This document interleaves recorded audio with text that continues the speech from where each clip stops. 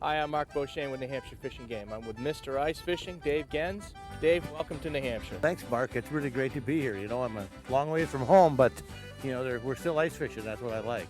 Now, you're known for the system.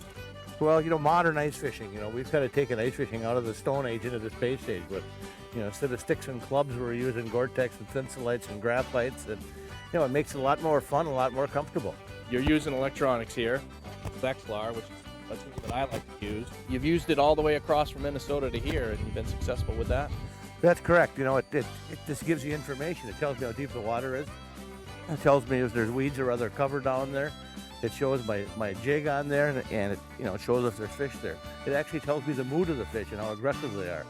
And, you know, and I think probably the most important thing it tells you is that there's fish not there.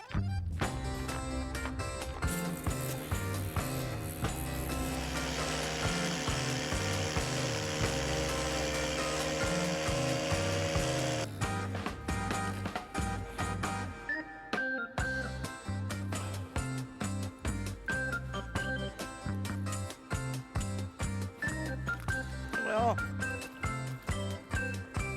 got away.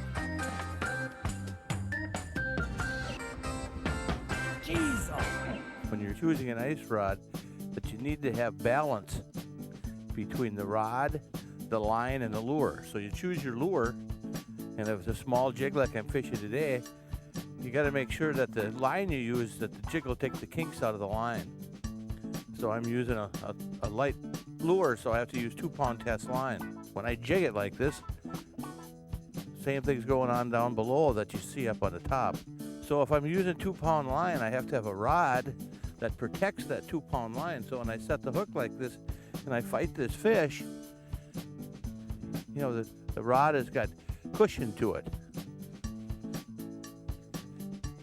You can catch these nice bluegills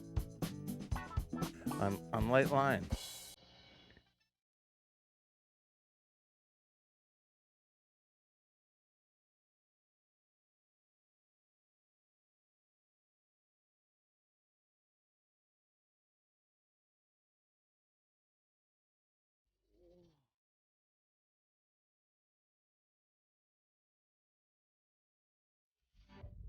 So talk to me about your tool list when you go out.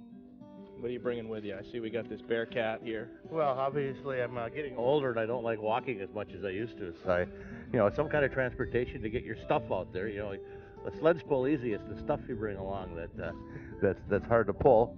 You know, my electronics. I just won't go fishing without my Vexlar. I need that tool. You know, little miniature rod and reels. Again, stick here. You know, they're 6-foot rods built into miniature. You know, good reel on them so you could actually wind the fish up. The good sharp auger, you know, the new Strike Light 4-stroke. I mean, I see you've got one of them. Absolutely. And you know, they're just amazing. I can make hole drilling easy, and it's actually fun. Yeah, it is fun because you end up drilling, you know, what do you think, 30, 40 holes in a trip? You know, I look at hole drilling like casting. You know, in the summertime you cast to a spot. If you catch a fish there, you cast back. But if you don't catch a fish there, you cast somewhere else. Many ice anglers cast in the same place all day long.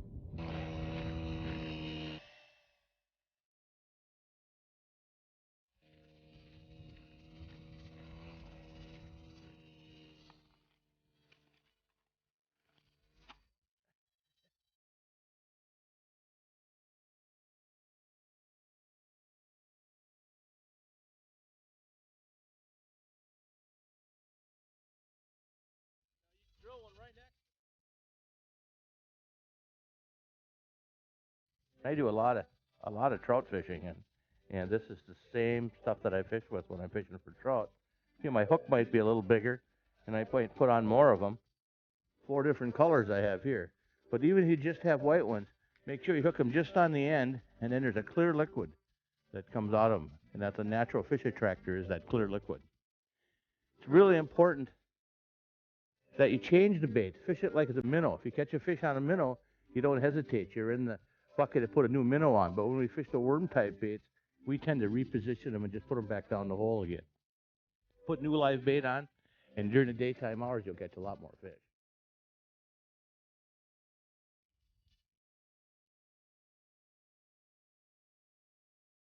I got a feeling this one's a bluegill. Oh, it's a dandy bluegill. Look at that one. Now, there is a nice fish. That's what I came here. I drove all the way from Minnesota to New Hampshire just to catch these nice fish. Nothing interesting about bluegills. When they get bigger, they get a little knob on their forehead right here. We dub them the name no-nosers when they get really big. But look at that. It's a beautiful fish. But we're not keeping fish today anyway. I'm not. So he goes back down the hole.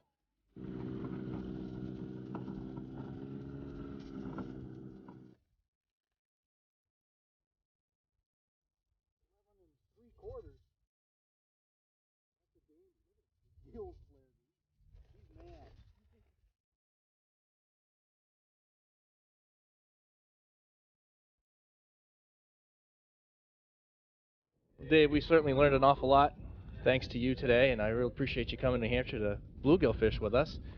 And I'll see you on the ice.